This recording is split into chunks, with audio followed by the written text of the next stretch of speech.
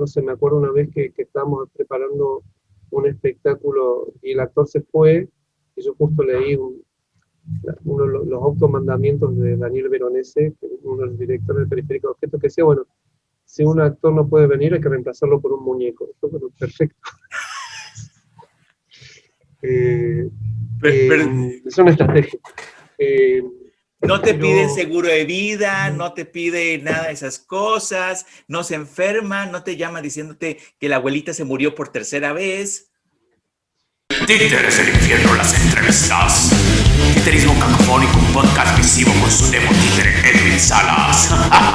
Hola, muy buenas tardes, muy buenos días, muy buenas noches o madrugadas, dependiendo de la latitud que nos vean en este programa, si nos ven, claro está. Y hoy tenemos el grandísimo gusto de tener uno de los íconos más importantes, muy latino, si lo verán es un latinazo, bueno, en Europa sí lo veían, un latinazo llamado Javier Swiecki.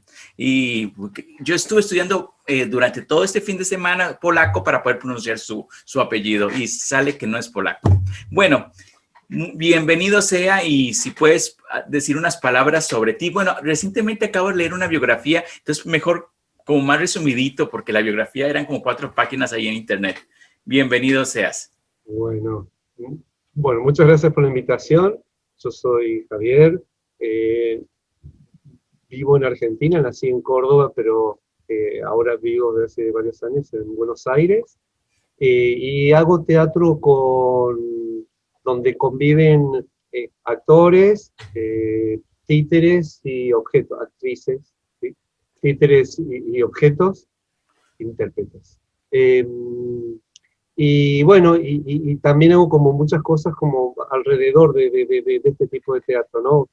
Escribir o dirigir o interpretar, y también de un tiempo a esta parte, un buen tiempo, enseñar, ¿no? Tanto cuestiones técnicas que tienen que ver con la manipulación o con el lenguaje, y también la dramaturgia, pensar un poco qué es la dramaturgia para este tipo de teatro. Casi es el motivo por el cual estás aquí, además de poder tener las pláticas contigo, que ya fuera de cámaras y en diferentes momentos de nuestra vida pandémica, bueno, ustedes allá con la pandemia y yo aquí abajo con el calor, hemos podido hablar de muchas de estas cosas. ¿Dónde enseñas? Exactamente en qué instituto enseñas? En dos instituciones públicas, en una privada, y bueno, y aparte seminarios. Las instituciones públicas son ya desde hace casi 10 años, un posgrado, que hay un programa de posgrado que hay en Buenos Aires, en la Universidad Nacional de las Artes, en la Escuela de Artes, en Artes, no es Escuela de Artes Dramáticas, pero en el Departamento de Artes Dramáticas, que se llama Especialización en Teatro de Objetos, Interactividad y Nuevos Medios. Y ahí doy una materia que se llama Dramaturgia en Teatro de Objetos. Después, el año pasado, justo previo al comienzo de la pandemia y bueno, de lo que fue la primera cuarentena y esta forma extraña que tenemos ahora de distanciamiento social, empecé a trabajar también hay una carrera universitaria en Buenos Aires, que es una licenciatura en Artes Dramáticas que tiene 3 orientaciones: una en circo, una en danza y una en teatro de títeres y objetos. Entonces, yo empecé a trabajar el año pasado como director de la focalización en títeres y objetos y codirector de la licenciatura junto a los directores de circo y de danza, Gerardo Hochman y David Señora. Y bueno, y hemos estado somos profesores de algunas materias de la carrera. Después, en el ámbito privado, estas son instituciones públicas. En el ámbito privado está el CELSI, que es un centro de investigación en teatro latinoamericano, y ahí doy un taller de dramaturgia para títeres, y bueno, y también doy cursos, ¿no? Formaciones acá y allá, que así nos conocimos hace muchos años en Cali, en Colombia.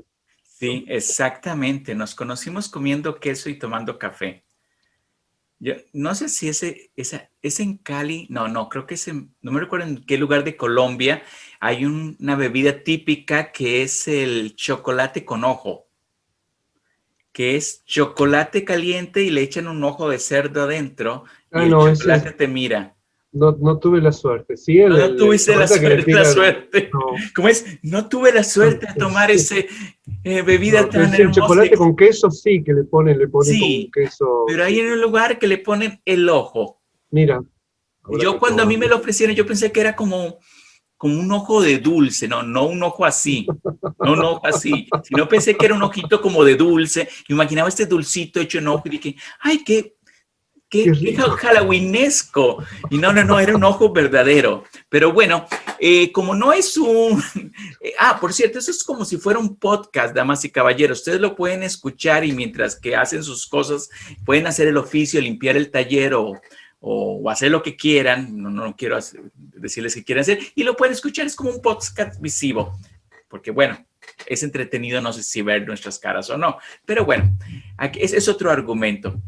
Pero sí, nos conocimos por ese medio, por dar cursos y no. Recientemente hablaba con una estudiante de teatro que quiere que yo le eche la mano en el final de su carrera, porque ella quiere dedicarse a títeres, pero dentro de su carrera en México, en Zacatecas, no existe la especialización para títeres, aunque ella quiere ser titiritera. Y esa es una realidad en la cual se afronta muchos lugares en el mundo, porque no solo en México, sino en Estados Unidos. Yo creo que hay tal vez 2 o 3 universidades que tienen, de seguro la de Connecticut, tiene especialización en títeres al final, y que casi es como la gente dramático puede hacer una especialización en eso, pero creo que solo esa y tal vez una en Nueva York. Y no hay perdón, pero no hay bueno, por ahí estoy diciendo una barbaridad, pero en Honolulu, en Hawái, no está, hay un departamento de títeres, Sí, de títeres orientales, muy importante, ¿no? sí, pero Y, no sé si es como departamento de estudio ah, de ok, o enseñanza de como carrera, como dentro de la carrera de arte dramático, que puede ser la especialización en esa. claro. Y Y es después una está cosa, perdón, el curso del UCAM, también está el sí, curso en Quebec, en Montreal, en la ciudad de Montreal, la Universidad de Quebec en Montreal, la UCAM, tiene un curso universitario de títeres. sí, pero estamos hablando así, Sí, de sí, sí, claro. algunos, y en México, bueno, existió la escuela de Carlos Converso en un momento dado, creo que en la creo que en la Universidad en Jalapa, creo que él mismo da como un curso dentro, pero siempre son cursos, siempre son estas pequeñas cosas, nunca es una gran especialización. Y de aquí me viene una cosa antes de que entremos a estas preguntas famosas que yo hago y bien raras, es de que según la biografía, por lo menos lo que leí en internet, lo que me chismeó internet sobre ti, es de que no sé si por el momento todavía sigue siendo el único egresado de Charleville Messier, En Argentina. en Argentina, sí, no el único en el mundo. En No, México no, hay no, en una, en América, México hay una que se llama Tostli, Tosli, de Dios, ¿no? claro. Hay varios, en toda América, no solamente, o sea, si sumamos América Latina, Brasil, el Caribe, Estados Unidos y Canadá, debemos ser unos 10, creo. Hay un par de brasileños que no me acuerdo si terminaron o no. Una chica, hay dos, un colombiano, una chica de Perú, hay gente de Canadá, bueno, Basic Twist, ¿no? Basic Twist de Estados Unidos. Sí, sí, no somos muchos en América Sí. que Bueno, además de que no es que sea un lugar así, no es una universidad enorme, es, es algo pequeño, pero siempre hay esta cosa que cuando uno habla de títeres, primero que siempre es tirado hacia el mundo de la infancia, por una cuestión de necesidad que hubo en los 60, por lo menos en México y en diferentes países que decidieron hacerlo hacia la infancia, y luego que siempre es visto como ya en general las artes son vistas como algo casi innecesario, y dentro de las artes hay otras subartes que el teatro de títeres es como decir, hay como el preconcepto entre la gente de teatro, no sé en Argentina, pero mucha gente de teatro que me ha dicho, es que como no soy muy buen actor, pues me voy a dedicar a los títeres. O sea, es fuerte, ¿no? Es fuerte y no. Es fuerte y no, porque hay también que ver qué realmente tenemos de trabajo de títeres a nivel profesional o no. Y la idea de estas pequeñas entrevistas es de que entre mejor producto tengamos en general todos, pues posiblemente la gente va a empezar a ver un poco diferente lo que es el mundo de los títeres, no como el hermanito menor y feo del teatro, ¿no? Bueno, dime, por favor. No, que hay algo, es cierto, que es como una forma menor, bastarda, ¿no? Bastarda, denostada, muchas veces infantilizada, y que también que busca constantemente como hacer su lugar, encontrar como un espacio a los codazos en la escena, pero en América Latina hay grupos que vienen trabajando, haciendo trabajos súper interesantes, contemporáneos, ¿no?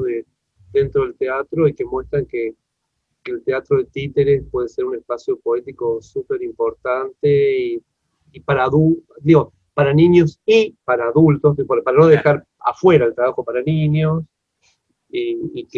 o para todo público, ¿no? Y que bueno, y que están como abriendo, siempre como abriendo puertas.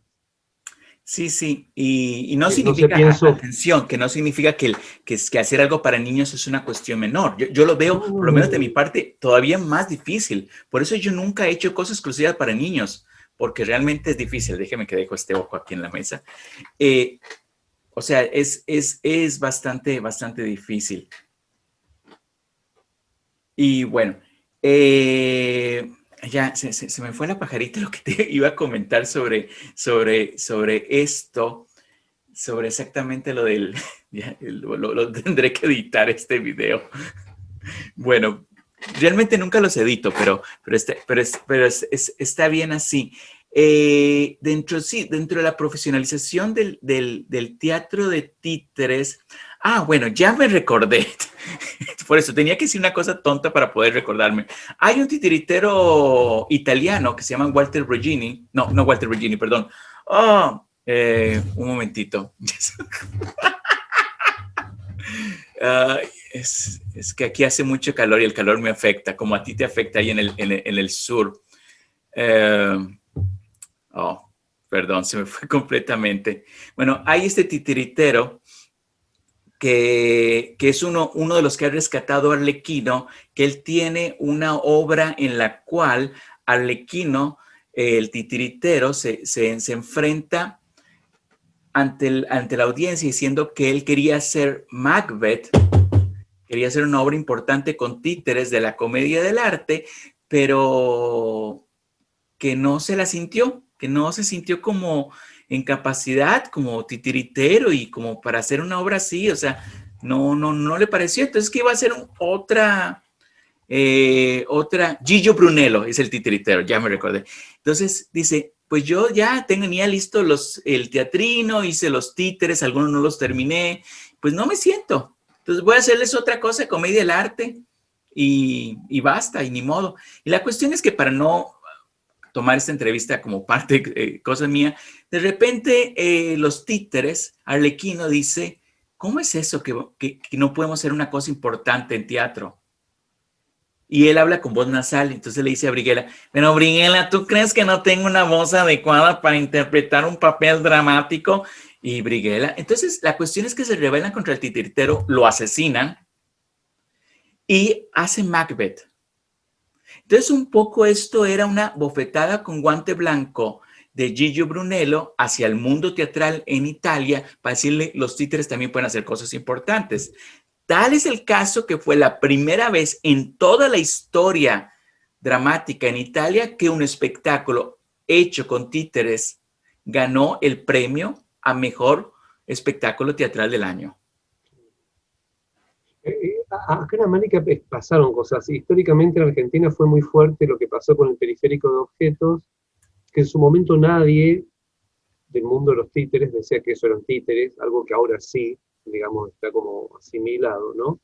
O lo que pasó con Chaika, ¿no? El espectáculo en Chile de Natalia Belova y esta chica, perdón, que no me acuerdo el nombre de la actriz, no sé si pudiste verlo, este espectáculo basado en, es un espectáculo de disociación en el que una actriz tiene como los muñecos de Natalia, de que trabaja Natalia Belova, ¿no? Es como un medio cuerpo de la actriz hacia abajo y la actriz detrás, que es como la asistenta de una actriz anciana que es la gaviota, ¿no? Chaika, la gaviota de Chekhov, y que también es una gran actriz de teatro y que ganó como el premio del espectáculo del año en Chile, ¿no? A mí lo que me gusta del teatro de títeres es, a ver, esta cuestión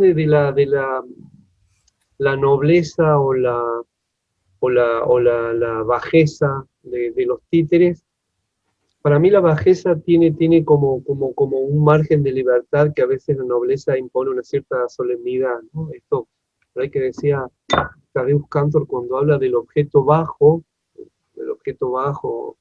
en particular en un manifiesto de su libro el Teatro de la Muerte, un manifiesto que se llama Embalajes, ¿no? Cuando habla del embalaje como un espacio poético, al ser el embalaje algo tan denostado, tan dejado de lado, como que tiene una fuente poética muy importante, se podría hacer como una ligación directa entre eso y lo que hacen los que hacen teatro de objetos, ¿no? Como que retoman estas cosas sin importancia y le dan una gran importancia poética.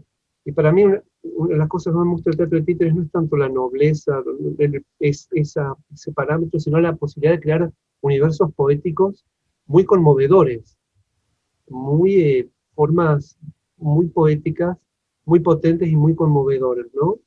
Que a veces, si pienso históricamente, no sé, cuando pude ver un espectáculo de Philippe Gentil hace muchos años, yo pude verlo, no justo cuando llegó a la Argentina, el 92 lo pude ver unos años después, lo pude ver en, no sé, 93, que era muy increíble ver eso, ver espectáculos, bueno, como espectador, ¿no? Haber visto Cantor, que yo lo pude ver a mis 17 años como espectador también. Me vine de Córdoba a Buenos Aires una semana de teatro polaco, estaban Cantor y Baida presentando espectáculos así, yo fui Wow. a ver eso sin saber lo que era. ¿Qué Me vistes de preguntaba, Cantor? ¿Qué vistes de Cantor? vi en vivo Que revienten los artistas. Y Oh, esa misma vez que me vine de Córdoba para acá, vi la película de Vilopol Vilopol. sí, Y sí. después tuve la enorme suerte de cuando estudiaba en Charleville, vino a dar clases unos días una actriz francesa, directora, dramaturga, Marie Bessier, que fue actriz del Cricot 2 y que fue asistenta de Cantor. Y yo, como se dice en Argentina, pegué muy buena onda con ella, ¿no? Y después tuve la posibilidad de hacer un espectáculo con ella, de que, digamos, de que me dirigiera en un unipersonal. Entonces fue como también un enorme aprendizaje acerca de la importancia de la estupidez humana, ¿no? Ella decía que, o sea, ella hace su teatro, no el de canto, pero está atravesada por la experiencia de canto, decía que el teatro es el lugar de la imbecilidad humana, porque nadie puede arrogarse, con las cosas que están pasando, nadie puede arrogarse, decir que es inteligente con lo que está sucediendo en el mundo. Y bueno, y también esta cuestión de estar como sometido a los objetos y a los títeres y de estar ahí como un simple operador, ¿no? A mí que hay cosas que me gustan mucho el teatro de títeres, cuando ella decía que a nadie le importa lo que yo siento. Y decía, a nadie le importa lo que vos sentís. La gente no viene a verte a vos en teatro, la gente viene a ver este universo creado, viene a ver otra cosa. Entonces tiene que estar ahí como en función de que esto otro aparezca, ¿no? Sí, Son cosas que me gustan mucho de este tipo y que no tienen directamente que ver con la nobleza o lo bastardo, sino con la posibilidad más eh, poética. yo cuando estuve una vez en París, en una en un lugar donde venían libros usados, en un bazar, encontré un librito así chiquito del Cricot, con dibujitos de Cantor. Y es creo que lo tengo ahí guardado hasta en una vitrina donde tengo libros antiguos, porque pues es de un valor incalculable, ¿no? Claro, y también la demostración de que el teatro puede ser conmovedor, ¿no? Cuando uno tiene una experiencia así en el teatro, dice, bueno, el teatro puede ser esto. Claro. Y Sí, eso me parece muy, es lo que me gusta cuando me sucede eso en el teatro, ¿no?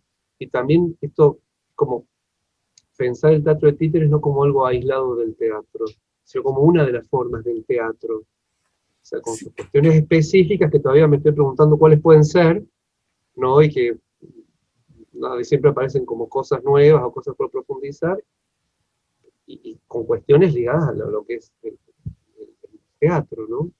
sí, yo en lo particular, con una visión particular, yo desde hace unos años, y no es un esnobismo para nada, llegué a dejar de sentirme el titiritero o titiritero. Y más como de buscar más, porque empecé a meter, bueno, tú sabes, a meter danza y luego meter arte performático, donde hacer performance, y los cuales yo utilizaba herramienta, como si utilizas un cuchillo para cortar la madera, puedes usar una gubia. Yo veía los títeres como una de las herramientas en las cuales puedes utilizar para tu creación escénica.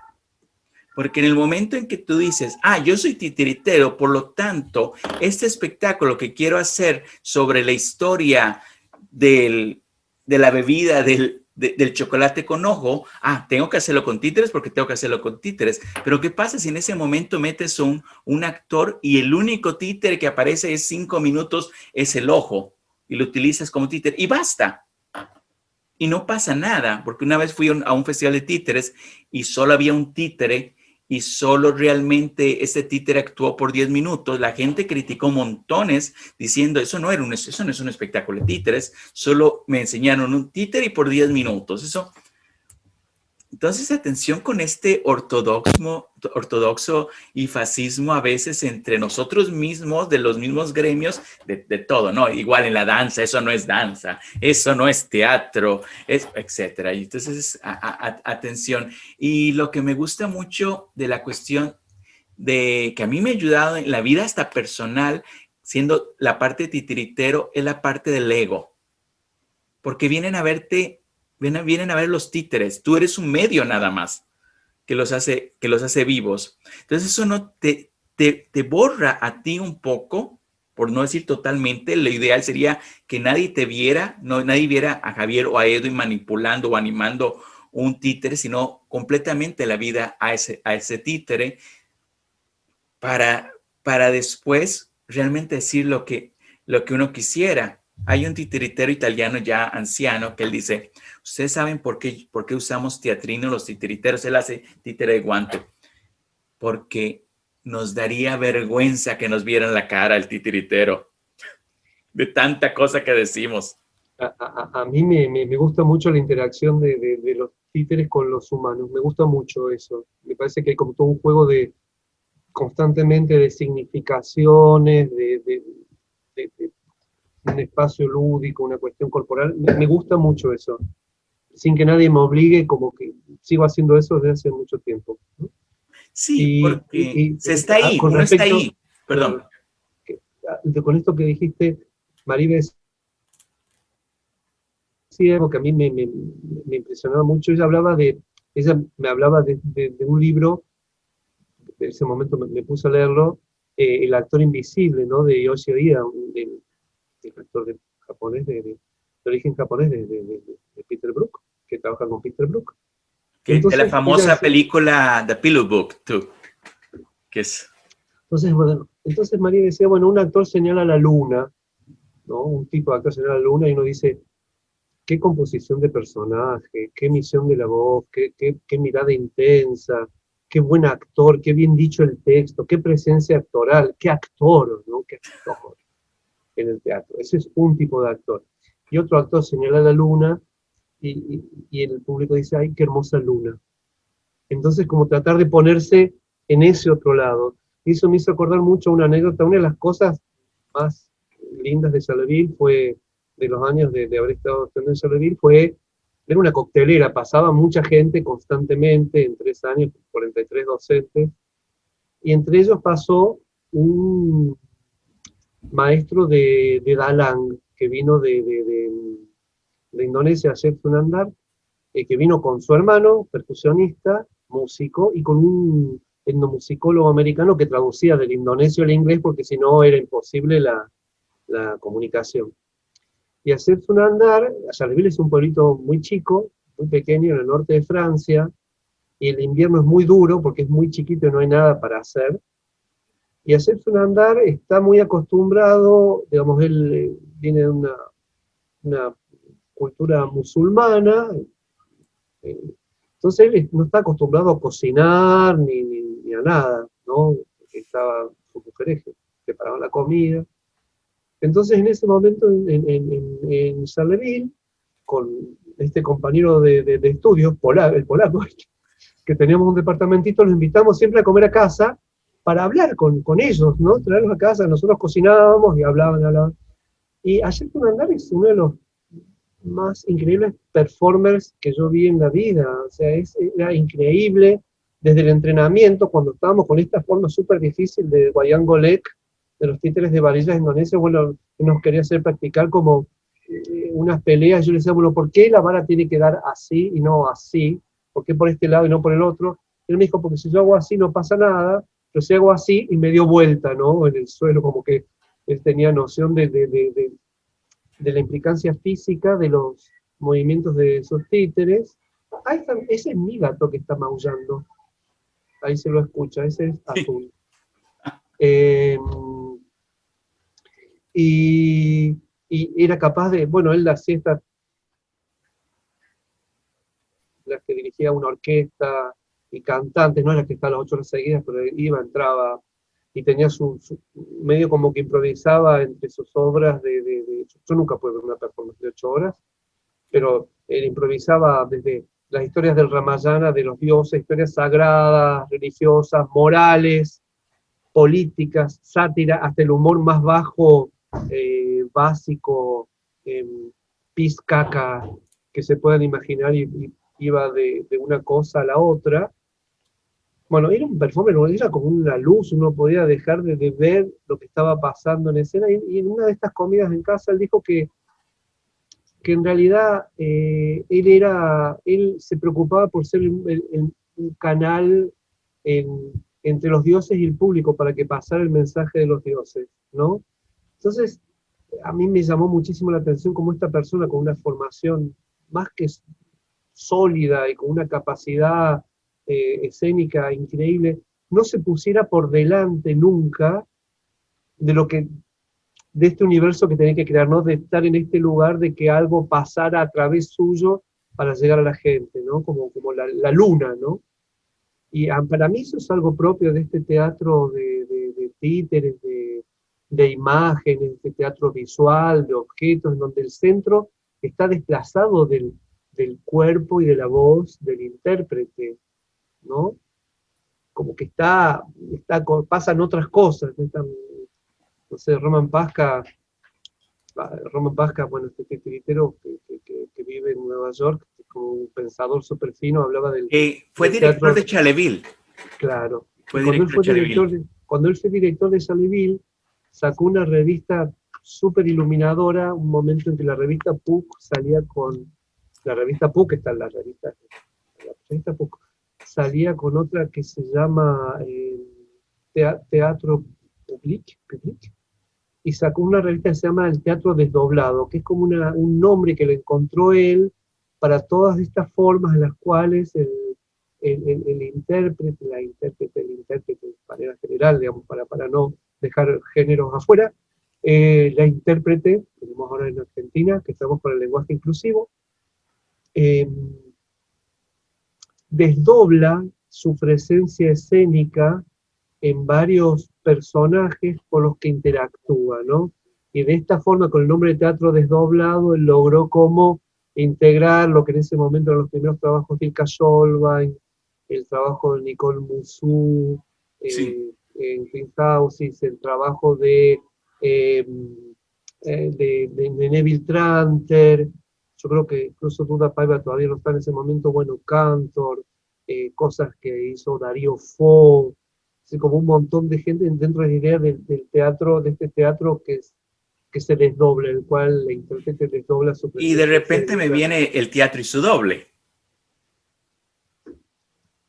Me viene en mente y un poco lo que se habla de las cuestiones de Oriente tratadas acá y cómo sí es completamente otra cultura y es otro modo de ver totalmente. Por ejemplo, yo estuve viviendo en Taiwán un periodo de mi vida y me recuerdo que el ser titiritero era un ser importante porque ellos veían ese medio entre dioses y es como para ti es importante tu teléfono, ¿no?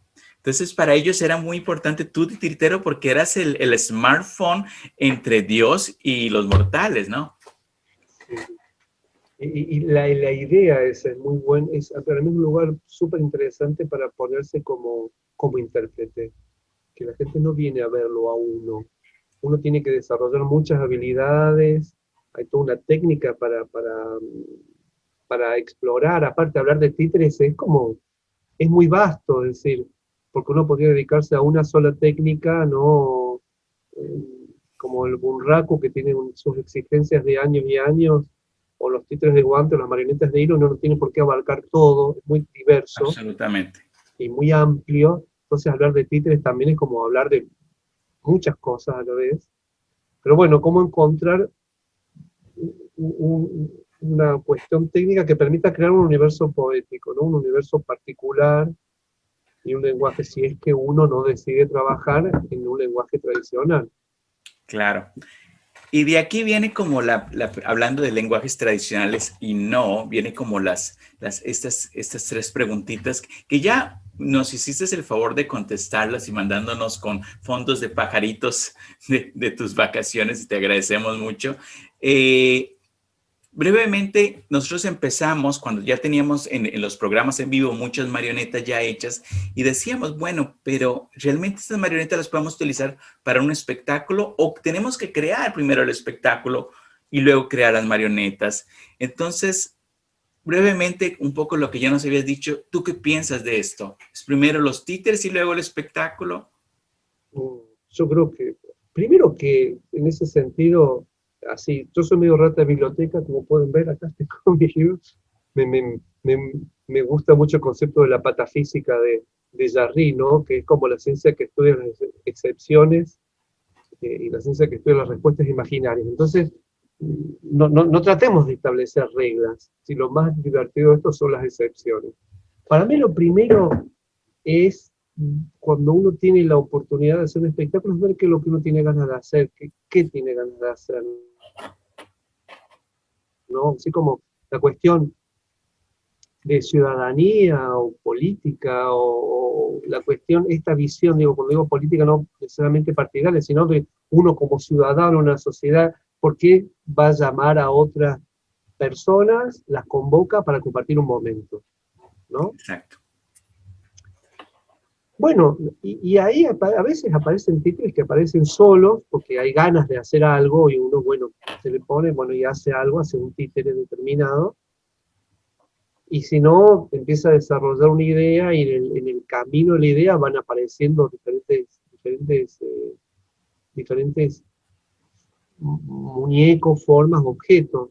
Para mí es libre. Lo que sí decía yo la otra vez, es que sí me parece que los títeres que se generan por afuera de una obra tienen mucha más libertad, a veces, en la experiencia personal, que los que se generan para cumplir un rol dentro de una obra, ¿no? Entonces, me pasa concretamente de un par de títeres como creados por afuera que participan en varias obras, pero los títeres que fueron creados para una obra, trabajan en esa obra, o si están en otra, tienen como un lugar parecido, como que si tuvieran como medio un rol asignado, ¿no? Bueno, Entonces, algo pasa mucho, hay algo, perdón. pero no sé si hacer de eso una regla, pero lo que me pasó a mí. Bueno, yo también, yo tengo muchos títeres que yo en lo particular nunca reciclo títeres. Nunca, no sé Ah, por no. qué, no. Hay títeres que fueron creados, trabajado mucho para que salgan 5 minutos en la obra y sean desmembrados y fin. Mm, Y claro, ese títere que está creado para ese rol, para ser desmembrado, no puede participar en otra obra. Es como en el cine, cuando quieres reciclar una cosa de utilería o un personaje, se ve el muy reciclado, que también sería muy interesante, una cuestión patafísica, una obra de cosas recicladas de la bodega de títeres, que lo hace, que por cierto, en una entrevista, un grupo de México, la Gaviota Teatro, hizo una obra así de cosas desde el olvido, que hablaba dentro de esta pandemia, agarrar diferentes títeres de diferentes obras y hicieron una obra. Entonces, hablando de excepciones, ¿no? Y bueno, pero yo creo que lo principal para mí es qué es lo que uno quiere decir.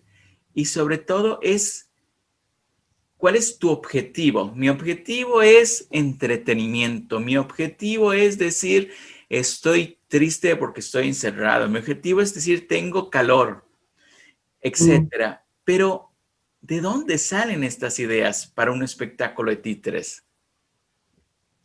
Ahí, O por lo otra, menos para ti, para bueno, ti. a ver, yo, y en ese sentido también la diversidad me parece lo más importante.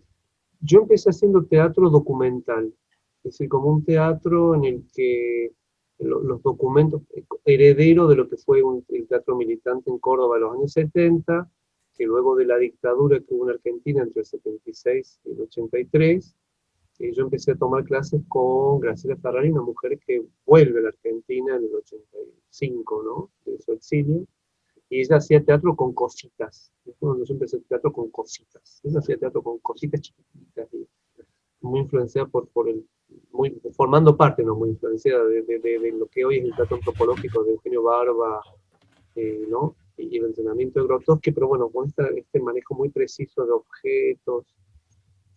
Eh, y bueno, con eso yo empecé a hacer teatro documental, es decir, sobre lo que pasaba en la sociedad, una mirada generacional o una cuestión interna. Entonces siempre los espectáculos han sido la necesidad de plantear una inquietud, en mi caso. Entonces eso fue a veces generacional, como preguntarse por qué creemos en los autoritarios, ¿no? ¿Por qué creemos en los autoritarios?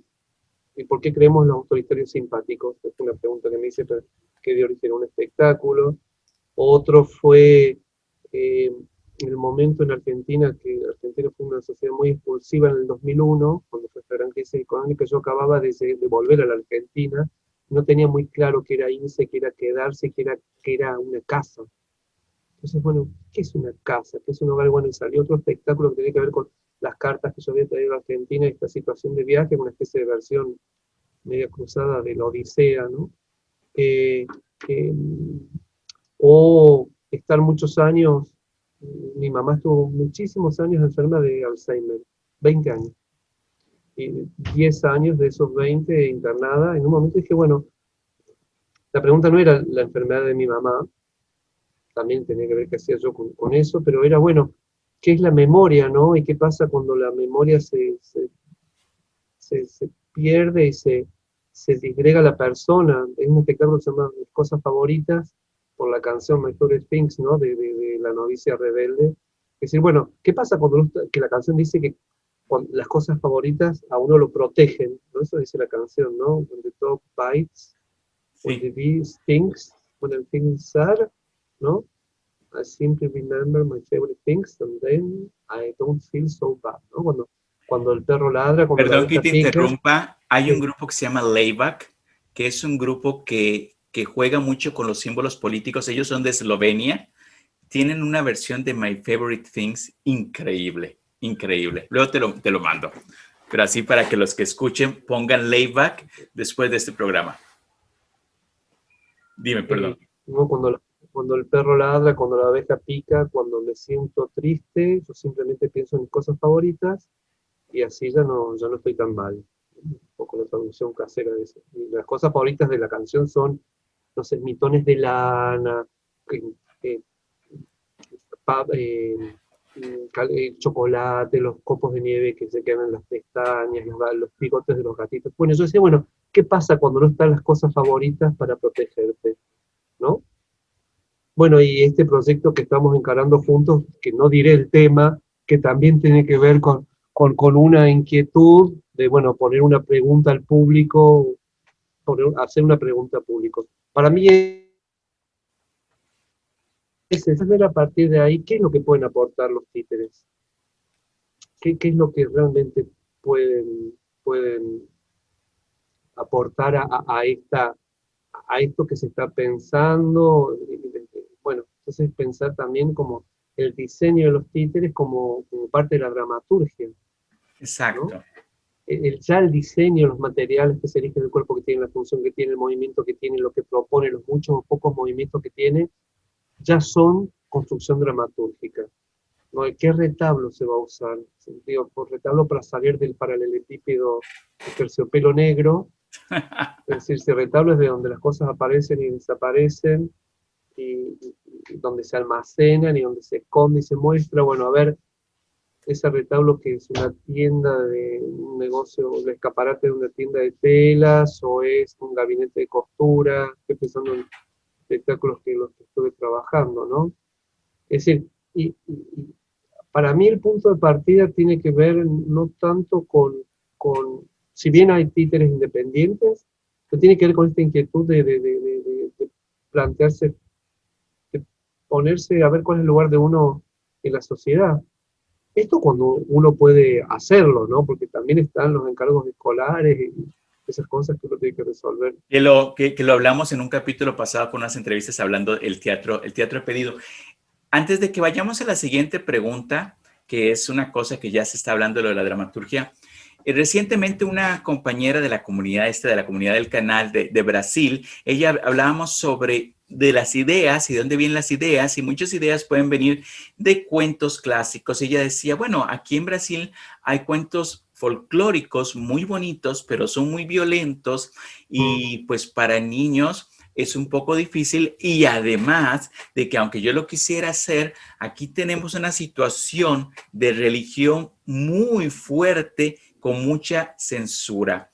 Y cuando me estabas comentando de tu proceso después de dictadura o en proceso de dictadura, en donde uno quería hacer un espectáculo de títeres, pero justamente no podías decir el nombre del dictador de ese momento, porque si no pasó lo que desgraciadamente pasó a muchos hermanos y hermanas argentinos que fueron desaparecidos, y como han pasado en muchos lugares en Latinoamérica, bueno, y en el mundo también, lastimablemente. ¿Qué es de repente un consejo que tú das para un uso anticensura en un espectáculo de títeres? No consejo, pero sí un tip. Yo aprendí con mi maestra un par de cosas muy importantes, ¿no? Ella decía, yo no sé, tenía una frase chilena, porque ella había participado en esos años de mucha militancia del Grupo de Teatro de la Central Obrera de Chile, no se está hablando del 72, estas cuestiones bien revolucionarias de época. Ella decía que la belleza destruye a los momios, ¿no? Como decía en Chile. No sé, una de las primeras obras que hicimos con ella en Córdoba, en la ciudad de Córdoba, la dictadura tenía una geografía muy clara en el centro de la ciudad, ¿no? Estaba la catedral con el cabildo y había un pasillo en medio, en el que funcionó un centro clandestino de detención, y había unas calles peatonales que habían sido diseñadas, construidas por la dictadura para la Copa Mundial de Fútbol del 1978, por un arquitecto que marcó la arquitectura de Córdoba durante la dictadura. Okay. Llegada la democracia, ella armó un espectáculo callejero, que yo andaba con zancos, vestido como un pajarraco de 3 metros, con las alas extendidas y telas de colores. Y lo que ella hizo fue armar una gran parada con una historia muy simple de los malos que se llevaban a una chica buena y los buenos iban a buscarla por detrás, y esto se contaba en 3, 4 estaciones, que atravesaba con música y con zancos y con cintas y con personajes y con toda la gente por detrás, estos lugares, habitándolos y dándole otra lectura. Entonces yo con ella aprendí que hay como otras vías de poder contar las cosas que tienen que ver con ciertas acciones físicas que no tienen que ver directamente con la historia de lo que se cuenta, sino con lo que, con la cuestión, con la literalidad de lo que se está haciendo. Es decir, este lugar se pobló de colores y la gente lo habitó de otra forma. Era un acto sumamente, estoy hablando del 86, es decir, esto ahora se forma algo común, de pensamiento teatral, pero en su momento fue muy importante para mí poder hacer esta experiencia, ¿no? Entonces, no sé, pensar las acciones políticas, no sé, pienso por ejemplo en estas cuestiones performáticas públicas uy, ya me voy a venir, ¿cómo se llama este artista americano que hizo El Arenero? Un mexicano que vive en Estados Unidos. Gómez Peña. No, No. eso me daría, no importa. El espacio público, es decir, pensar cómo siempre la belleza y la poesía pueden dar lugar a poder decir las cosas claramente. Eso. Yo, perdón, cuando hablabas del origen de los títeres, yo pienso mucho en mis cuadernos. Creo que un espectáculo empieza con un muy buen cuaderno en donde uno va anotando libremente las cosas. Entonces, muchos muñecos o muchas formas tienen origen para mí en esa instancia, en donde, no sé, por ejemplo, yo hablaba cuando estaba haciendo el espectáculo sobre mi mamá, decía, bueno, pero uno llora y llora y llora, en un momento uno deja de llorar, porque no sé, ¿qué es uno? ¿Una máquina de llorar acaso? Que las lágrimas se acaban. Y me llamó, bueno, lo noté, y después volví sobre eso, y hay un objeto que es muy importante en esa obra, que es una máquina de llorar, que es un hombrecito hecho con incapaz yo de realizar eso, lo hace un amigo mío que sabe hacer esos mecanismos, que está hecho con una bomba de lavarropas, ¿no? Que hace este movimiento y tira lágrimas. Cada vez que hace este movimiento tiene un frasco de mostaza con el mar al lado, y cuando termina de hacerlo, sigue moviéndose como un autista, ¿no? Como haciendo este movimiento, que al mismo tiempo decir buenas noches y saludar, ¿no? Entonces, bueno, como todas estas capas de lectura en un objeto de algo que surge de pensar en esta idea de espectáculo. Para mí ese es un gran punto de partida, el cuaderno es un gran punto de partida. Más que voy a hacer un títere de guante, o voy a hacer un títere de hilo o de varilla, ¿no? Para mí, en mi caso, tiene más que ver con pensar globalmente el tema. No sé, en este proyecto que nos compete, estoy pensando si ciertas personas son personas o son animales. Entonces, bueno, hay algo de la persona animal que está apareciendo, ¿no? Pero no tiene que ver con un cuaderno, usar libremente un cuaderno, anotar, dibujar, darse esa libertad, no censurarse uno y ver luego qué material va apareciendo. Sí, cuando hablamos un poco de la cuestión de dónde nacen las ideas y de dónde pueden venir esas ideas, a veces yo hacía un comentario, bueno, yo quiero hacer un espectáculo sobre los desaparecidos, bueno, no solo en Argentina, los desaparecidos en México o en Brasil. Bueno, tiene que haber una parte de la idea, la investigación, y de repente hay esta parte soñadora como esta máquina de lágrimas. Uno no es que va por ahí y te encuentras, mira, esa es una máquina de lágrimas, la cual puede representar una persona que ya no puede llorar por toda la tristeza que ha acumulado durante su vida. O sea, sería increíble, ¿no? Pero por eso creo, bueno, para mí en lo personal sí, es más fácil este proceso, las notas, qué es lo que yo quiero hacer, qué es lo que pienso hacer, cómo hacerlo. Y aquí viene la gran pregunta que, bueno, que para mí es como un honor que tú puedas contestarla, es del dicho al hecho. Mi abuelita diría, hay mucho trecho. Hay mucho Y con esa trecho. expresión hay mucho trecho. Desde el momento en que uno dice, ok, yo hacía un ejemplo a una dramaturga aquí mexicana que le hice una entrevista, Verónica Maldonado Carrasco, y a otras personas les decía, imagínense, en México funciona mucho y creo que en Argentina también, teatro al pedido.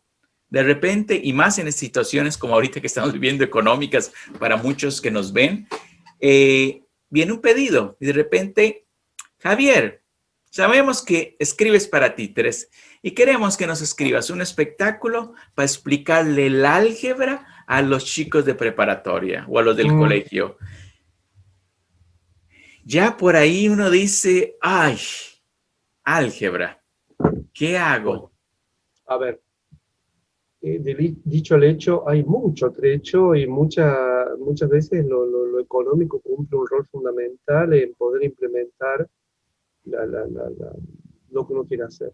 No es lo mismo poder hacer un espectáculo concretamente, esto que estamos implicados con si tú puedes venir para la Argentina que si no puedes. Bueno, entonces, concretamente, está eso, ¿verdad? Entonces, eso es una cuestión también. Y a veces eso, no sé, me acuerdo una vez que estábamos preparando un espectáculo y el actor se fue, y yo justo leí uno de los automandamientos de Daniel Veronese, que es uno de los directores del Periférico de Objetos, que decía, bueno, si un actor no puede venir hay que reemplazarlo por un muñeco. Yo, bueno, perfecto. Es una estrategia. No te pero, piden seguro de vida, no te pide nada de esas cosas, no se enferma, no te llama diciéndote que la abuelita se murió por tercera vez. Bueno, y después por el lado del encargo, yo tenía como experiencias bien interesantes. A ver, voy a contar las experiencias. A mí siempre me gustan los encargos como darle vuelta, encontrar de qué manera no ser didáctico. Y si ser didáctico... Muy importante. Entonces, por una vez, una compañía de Canadá me dijo, bueno, medio fue como, dibújame un elefante, no medio como el Principito. Hazme una propuesta de un espectáculo. Entonces, yo en ese momento tenía una cierta libertad para proponer, hice 3, 4 propuestas, a ellos les gustó una, y esta propuesta tenía que ver con que yo me dije, bueno, a ver, si en tanto que adulto hay conflictos en este mundo que no he podido resolver, ¿por qué me voy a poner en una situación de seguridad y de tener una verdad, de tener un discurso de verdad frente a los niños? Hay cosas que no he podido resolver. Entonces, bueno, vamos a proponer a los niños uno de estos problemas que en tanto que adultos no hemos podido resolver, a ver qué proponen ellos. Y es un espectáculo sobre esta circunstancia en la cual la única forma posible que se encuentra para resolver un problema es eliminar al otro, que es algo que tiene que ver con, está dando origen ha dado origen a muchas guerras, ¿no? Y a muchas limpiezas étnicas. Entonces, la forma, pensar esto, que fue una experiencia personal que tuve yo, pero no vino el caso de una persona que dijo que yo le pregunté si en un conflicto él creía que la convivencia era posible, él dijo no. Y bueno, si la convivencia no es posible, significa que quiere eliminar al otro, porque no pueden convivir, ¿no?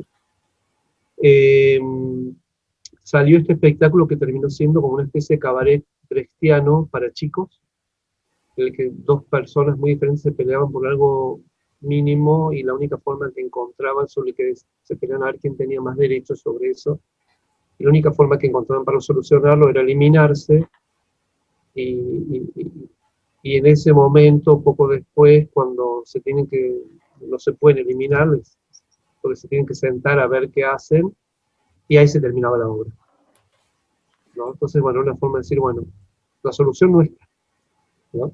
Pero, ¿qué sucede? Después me pasó, no sé, tener que hacer un espectáculo para bueno, para lo que es el Museo del Cabildo en Argentina, que es como estos primeros, de donde surgió en ese cabildo, surgieron estos primeros gobiernos que hubo independientes de España, que cuando lo ponen preso a Fernando VII, que eran como que querían ser independientes de España porque estaba bajo José Bonaparte, pero ser fieles a Fernando VII, perdón, a Fernando VII, ¿no? Es como, bueno, el lugar del primer gobierno patrio, ¿no?, que se llama en Argentina. Entonces, bueno, ¿qué espectáculo proponer para chicos ahí? Y lo que trabajamos fue, a partir de una muestra muy interesante que había ahí, era cuál era el origen de las imágenes que uno tiene asociadas al imaginario patrio, que no son verdaderas, porque son imágenes, digamos, porque en la época nadie pintó y porque en la época no había fotografía, y son todas construcciones hechas un siglo después y construidas. Entonces, bueno, había como una especie de cuestionamiento al imaginario que uno tenía estructurado, y había propuestas de información. Eran dos profesores que tenían que hacer un acto escolar y que les salía mal. Y después, también en el ámbito de la salud, yo estuve llevando mucho tiempo adelante, ahora estamos viendo cómo lo podemos retomar, un proyecto en hospitales para hacer espectáculos para un solo niño, niñe, internado que no pueda salir de su cuarto. Claro. Digamos, como el espectáculo de Introcompañía al pie de la cama. Y el hospital nos pidió en ese momento, como funcionaba muy bien, nos pidió que hiciéramos, querían a tratar de algunos temas de alimentación saludable, prevención de accidentes, e higiene. Y nosotros, bueno, estos espectáculos que hacíamos dentro de los cuartos no tenían contenido hospitalario, porque ya bastante complicada la situación de estos niños, como para ir a dar otra opinión más. Entonces, eran espectáculos que no tenían contenido, no queríamos que lo tuvieran. Entonces, bueno, estos eran espectáculos para la entrada del hospital, y lo que decidimos hacer era plantear la discusión y no dar los contenidos. Entonces, por ejemplo, en ese espectáculo estaba una entrevista a un niño que había ganado el Campeonato Nacional del Niño Mugriento, ¿no? Entonces hablaba de las diferentes pruebas, o si no había un chef, no sé, un grupo de bebés que protestaba porque los padres no tenían suficientes prevenciones en la casa, pero no se les entendía la propuesta porque eran bebés y no podían hablar. Es decir, como tomar el revés, como plantear la discusión sin ponerse didáctico. Y dejar, en este caso, que los que saben, que son los médicos, den un cuadernillo con información, planteen como sus canales, ¿no? Como que el lugar del teatro no es, para mí, el de bajar el contenido, sino el de plantear la discusión.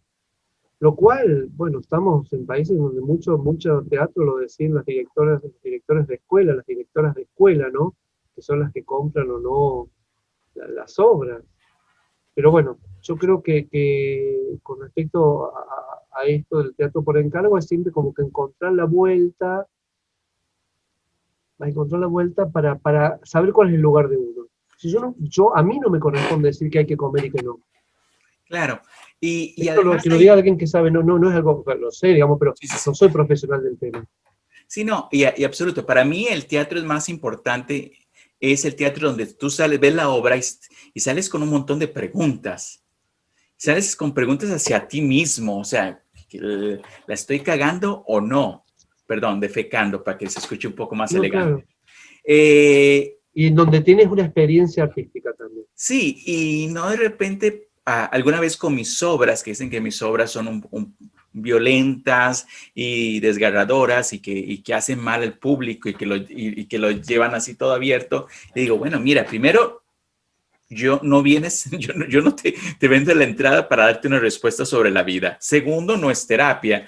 Y tercero, es una experiencia para mí más para mis preguntas, porque yo no soy un terapista, yo no soy un filósofo, y si lo fuera, aunque que tú seas un filósofo que hace títeres, es una parte que no nos toca, y sobre todo cosas delicadas como la salud, porque habrá mucha gente que nos ve, muchos titiriteros y tiriteras que hacen espectáculos. Por ejemplo, en México en los 60s hubo muchos espectáculos en la época dorada sobre el lavarse los dientes, y eran cuestiones así muy, muy técnicas. y que de repente, cuidado y no, terminaban estas cosas como los niños odiándose lavar los dientes, ¿no? Claro, lo que nosotros hicimos en este caso, por ejemplo, con respecto a la pediculosis, había un títere que se rascaba y metíamos la cámara adentro, entonces había como una entrevista a los piojos que venían de vacaciones y habían invitado a su familia, así como, ya sabemos todo, digamos, que el problema de la pediculosis cuál es. Entonces, bueno, riámonos un poco, planteemos el tema, la inquietud, pero no, digamos, porque si uno, a ver, Peter Brook, para no decir cosas que Peter Brook siempre lo dice mucho más lindo y más bonito, él dice, en el teatro, como este libro que tiene, ¿no? El aburrimiento es el demonio. El aburrimiento es el enemigo. No hay que aburrirse en el teatro, hay que divertirse. Entonces, si uno toma como al Niño como alguien inteligente, avispado, que va a entender absolutamente de qué se está hablando, no hay que decirle, ¿no? Sí, recientemente acabo de hablar también yo de Peter Brook en otro programa donde decía, es una lucha contra el aburrimiento. Tú vas a hacer que un grupo de niños o un grupo de adultos, un grupo de personas, los vas a obligar a estar adentro en un teatro sentados por una hora, pues tu trabajo mínimo es entretenerlos. Y muchas personas cuando me escuchan entretenimiento dicen, bueno, no, pero nosotros hacemos arte, no es entretenimiento, como Bueno, piensa lo que... Calma, pero sí, tenemos que entretener, porque sí, a ti te pagarán para hacer un espectáculo en el cual tienes que decirle a los niños de prevenir del problema con los piojos, pero eso lo puedes decir en una frase e irte. Pero si tienes que estar durante 45 minutos, tienes que entretenerlos. entretener no significa solamente reír, quiero decir, Exacto. es atrapar, ¿no? Estar en ascuas por algo que va a suceder, estar emocionado, pasar por diferentes estados de ánimo, es decir, también, no sé, en México, me imagino que en Estados Unidos de Norteamérica debe haber como más libertad, pero el teatro de niños también, para niñes, aquí el teatro para infancia en Argentina, toca determinadas emociones y otras no. Si no está la libertad como puede ver en otros lados, no sé, un teatro para niños que pueda ser triste o que pueda tocar algún lugar de angustia. No hay como ciertas obligaciones, entonces también hay que pensarlo, como que al final el entretenimiento es como el entertainment, ¿no? Eh, lo cual no está mal, no estoy haciendo Absolutamente juicio de no. valor. Pero entretener quiere decir como que hay algo que atrapa durante ese tiempo. Yo te puedo entretener con una historia triste. Obviamente. Y con una historia en la cual no te doy una respuesta en la historia, etcétera. Por ejemplo, a mí me pasó una anécdota en Italia, creo que fue en Sicilia, acostumbrado a una cuestión de títeres muy tradicional, muy violento, y le llevamos una historia como bastante triste de un niño que busca una rosa, de un cuento tradicional costarricense, y hubo un niño que empezaba a hacer títeres, y le pedí a los niños al final y a las niñas que me preguntaran sobre estas cosas, sobre qué les había parecido, porque era una manera para mí para aprender. Y uno de ellos levantó la mano y dijo, yo tengo una pregunta, ¿por qué me gustó, pero no me hizo reír? Ay, mira qué bien. Claro. Y entonces luego la mamá al final fue conmigo y se disculpó. Ay, qué pena por lo que te dijo, que no te hizo reír, porque el concepto del adulto era, vamos a ver títeres para que rías y te entretengas. Entonces el niño dijo, a ver, pero mi mamá me dijo que me iba a entretener y que el entretenimiento está basado en cuánto me iba a reír del espectáculo, pero si no me hizo reír, pero me gustó mucho, ¿por qué? Y yo creo que eso punto, yo siempre he dicho, para los niños y las niñas, está bien hablar de estas cosas, porque tú podrás decir, yo, ¿cómo le voy a hablar a los niños de un espectáculo que hable sobre, por ejemplo, el Alzheimer? Pero ¿cuántos niños y niñas en el mundo tienen un abuelito que no se recuerda más de su nombre? Lo digo yo porque mi papá ahorita en este momento tiene Alzheimer y está sentadito en una silla todo el día. sin moverse, sin hacer nada.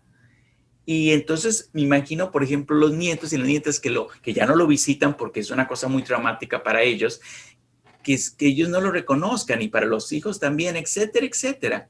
Entonces tal vez tú dices, bueno, para un adulto es muy fuerte que hagamos espectáculo, pero un niño también tiene eso.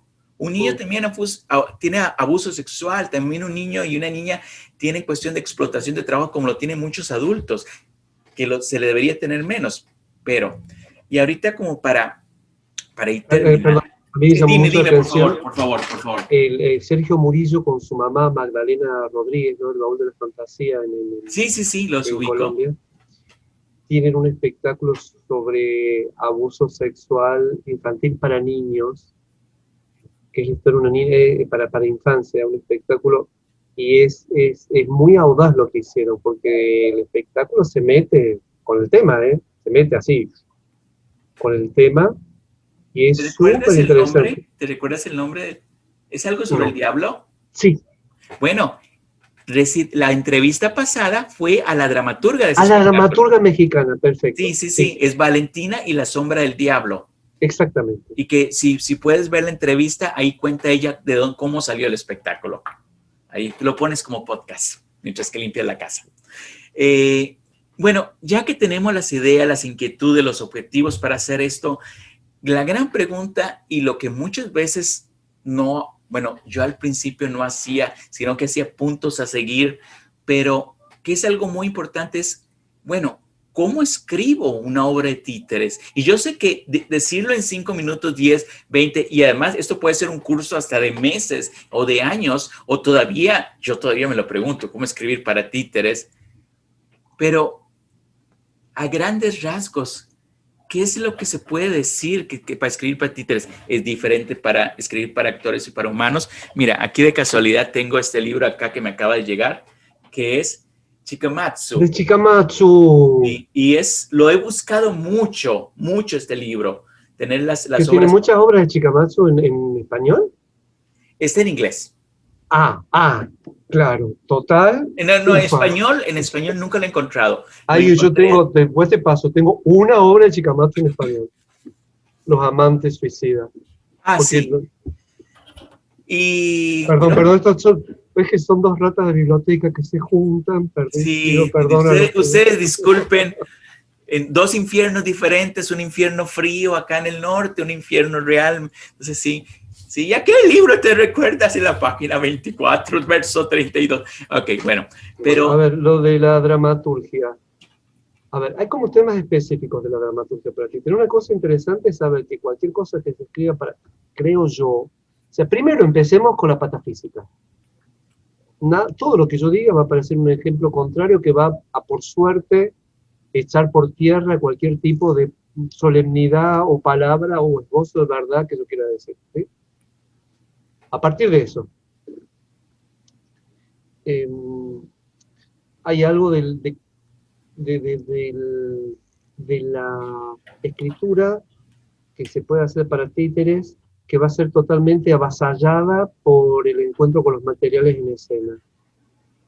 Entonces, en ese sentido, una escritura para títeres lo que tiene que tener son como puntos de partida sólidos que puedan colaborar en ese momento, sobrepasar o provocar ese momento de encuentro con la escritura escénica, porque el teatro para títeres es un teatro que se escribe materialmente, porque uno puede escribir lo que quiera, pero después la tela va a reaccionar de otra forma, ¿no? La arcilla, no importa el material que se utilice, o el títere, el cuerpo que se piense.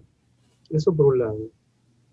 Entonces, saber que son textos inestables, ¿no? Y que es bueno. Entonces, poner mucho empeño en producir algo inestable me parece muy interesante. Eso por un lado. Y después hay algunos temas que son específicos del teatro de títeres, eh, para pensarlos y que tienen que ver con su especificidad, especificidad, perdón, pero que tiene que ver con la materialidad, el tipo de cuerpos, eh, la escala, la posibilidad de metamorfosis, de transformaciones en el momento real, la posibilidad de trascender la idea de retablo, ¿no? Para pensarlo como más como un dispositivo escénico que tiene como, que también tiene una cuestión narrativa y que puede evolucionar también. Eh, la relación, si es que hay, de un manipulador a la vista, como un intérprete, ¿no? Como, bueno, si comparten cuerpo, no comparten cuerpo, y qué tipo de relaciones establecen, qué lugar tiene cada uno. Sí, me parece que cada una de estas, eh,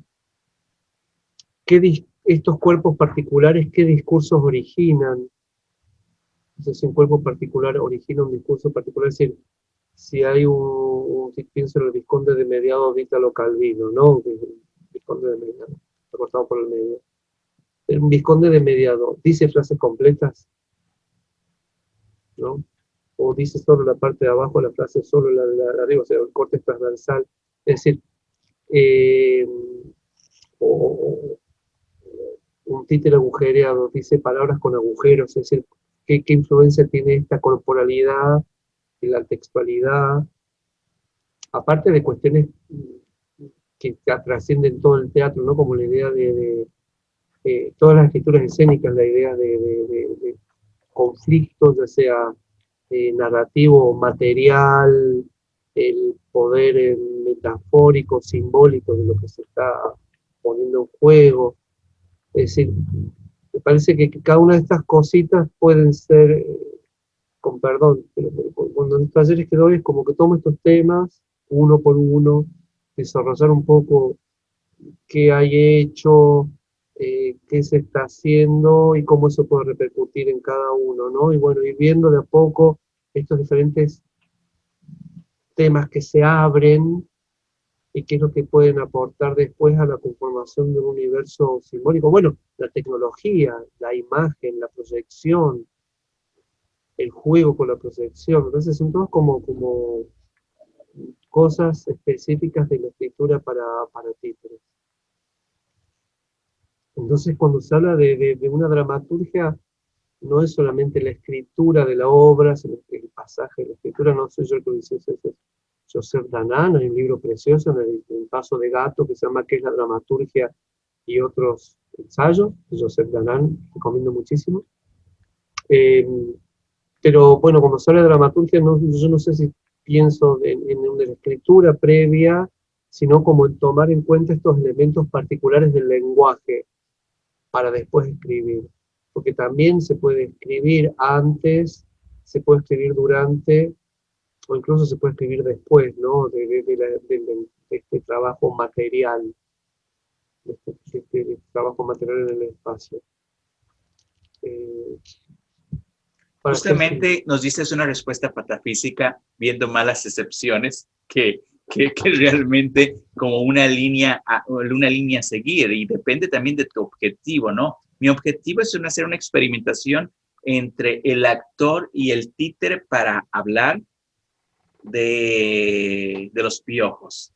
Entonces ahí eso es otra cosa, ¿no? Entonces posiblemente esos objetivos, eso te van a llevar a cómo hacerlo. Primero para la experimentación tendré que primero construir el títere, hacer un poco de investigación, ponerme el títere, ver la mezcla, ver si los piojos es un problema o no. Bueno, para mí un poco menos, bueno, tal vez en la barba, pero bueno. Aquí mientras que me hablaba, me vienen como otras tres pequeñas preguntitas, bueno, pequeñas preguntitas, las respuestas son casi infinitas. ¿Te ha tocado escribir, me imagino, tanto para seres humanos como para títeres? ¿Qué hay algo que es muy difícil que lo pueda hacer un títere en escena, o más que todo, no difícil, pero a la hora de escribir un espectáculo, el títere en ese momento ahí tiene una gran limitación? Y por lo tanto, la misma pregunta con un actor o una actriz humana, en la cual, ¿qué es difícil escribir para ellos? Lo cual es muy difícil escribirlo para un ser humano, y por lo tanto, pues sería más fácil que lo hiciera un títere. No sé si... A grandes rasgos, a ver, creo que todas las cuestiones de transformaciones físicas y las acciones imposibles y los cuerpos híbridos y alterados, y me parece que eso es como un universo bien propio de los títeres, ¿no? Las escalas, los discursos desplazados. O sea, es interesante si aparece una, por ejemplo, si aparece una Barbie, quiero decir, un títere Barbie, uno no se espera que hable de Heidegger. ¿No? Entonces, bueno, por ahí algo de esta presencia física, la memoria del objeto que se presenta. Digo, por el propio prejuicio, ¿no? Porque una Barbie hablaría supuestamente solamente de, no sé, de ponis rosas o dorados, ¿no? O lo mismo que un perro sarnoso venga y empiece a hablar de física cuántica, ¿no? Eso es algo más de los títulos. Y sí me parece que los actores tienen la posibilidad de trabajar más los estados psicológicos, ¿no? Los, los, las títeres, las formas, los objetos, trabajar con objetos, trabajar con títeres, un trabajo sobre la memoria, sobre la forma, las acciones, la cuestión poética, las acciones concretas, literales, la síntesis, y por ahí las actrices, los actores, la posibilidad de trabajar, no digo no hablar del drama humano, sino de una forma más, eh, con una idea diferente de la interioridad y la interioridad y la psicología, que a veces en un títere pueden no ser muy, puede ser como muy pesado, puede ser mucho texto, puede ser denso, lo cual no significa, se me acaba de enterar un amigo que estuvo trabajando con un espectáculo con uno de los Handspring, uno de los fundadores de la Handspring Company, y me decía que el trabajo de ellos con los títeres es totalmente ligado al método del actor studio, ¿no? Me sorprendió muchísimo el títere en su interioridad, con acciones muy concretas, entonces llamó mucho la atención. Pero me parece que estas dos líneas son bien claras, ¿no? La expansión del texto, la síntesis del texto, eh, no la profundidad del drama humano, ¿no? De la humanidad, lo que se habla, sino la posibilidad de desarrollar algo más psicológico por parte de los actores, que los títeres por ahí no. Lo cual no significa que uno tenga mayor nivel sea más conmovedor que el otro, ni mucho menos. Esa es una diferencia. Y también me parece que los títeres tienen un desarrollo mucho más visual. Hay algo de lo visual para desarrollar que por ahí el trato de actores no es necesario. Sobre todo porque en los teatros de títeres no hay identificación directa, ¿no? Uno sabe que no es humano. Hay que hacer un trabajo de conceptualización por parte del espectador, que tiene que creer que ese montón de estopa o esas latas juntas son un cuerpo que piensa y que, son como toda una serie de Es operaciones. una convención, es una convención, totalmente. Sí, y una conceptualización constante. Un Sí, trabajo constante de conceptualizar que no hay un suelo, pero bueno, eso se entiende como suelo, no hay, ¿no? sí, Ni hablar que los objetos aportan como otra dimensión más, que es la memoria y la percepción cultural que se tiene de ese objeto, ¿no? sí, por ahí, por ejemplo, el objeto como títere en sí solo, es por eso que crea una dificultad a veces para cuando se tocan, se hacen espectáculos para adultos, porque dicen, no, ¿cómo ese títere va a hablar sobre los desaparecidos y va a tener una cuestión sexual muy fuerte cuando un títere es para niños? O sea, y además, no porque lo piense yo así o usted, sino por una cuestión de bagaje cultural de la sociedad, donde el títere es infancia y es como cuando si haces algo con una muñeca en un espectáculo, inmediatamente tiene una carga ese objeto. Pues sí, pues en general es eso. Ahora, aquí pudiéramos hacer una cuestión de hablar por 4 o 5 horas en total, pero Javier tiene muchas cosas que leer, y muchas cosas que escribir y enseñar.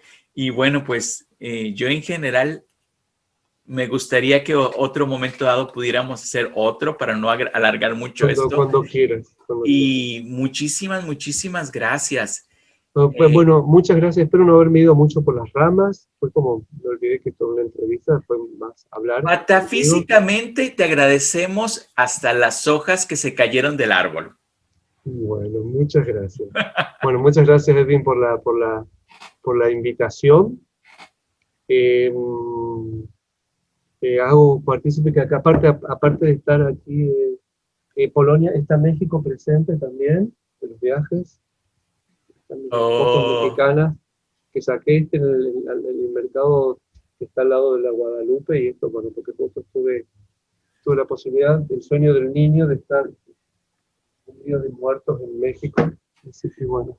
Sí, bueno. Niños embolsados con calaveritas con nombres de otros niños. Sí. Eso es un espectáculo. Bueno, Edwin. Un gran abrazo. Bueno, hasta luego. Chao. Chao. Títeres del Infierno, las entrevistas. Títerismo Cacofónico, un podcast visivo con su demo títere Edwin Salas.